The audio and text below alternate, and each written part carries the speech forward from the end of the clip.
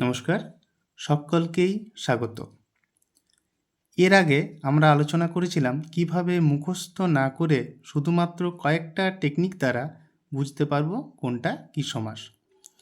তো এর আগে আমরা কর্মধারায়, বহুব্রীহি, তৎপুরুষ, দ্বন্দ্ব, দ্বিগু সব আলোচনা করেছিলাম। আজকের আলোচনা হচ্ছে নিত্য সমাস। নিত্য সমাস আমরা কীভাবে বুঝবো?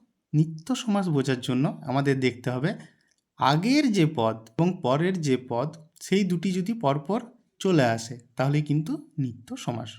সহজভাবে বলি, দেখো রয়েছে কাঁচা কলা, দুটো শব্দকে কিন্তু নিয়ে নিয়েছি আমরা। কাঁচকলা। অন্য দেশ, দেশান্তর। অন্য মানে অন্তর, দেশ। অন্য মত, মতান্তর। অন্য যুগ, যুগান্তর। কৃষ্ণ সর্প, একসাথে চলে এসছে কৃষ্ণ সর্প। কেবল দর্শন, দর্শন মাত্র। যদি আগেরটা এবং পরেরটা পরপর থেকে যায় তাহলে আমরা কি করে দেব? নিত্য সমাস।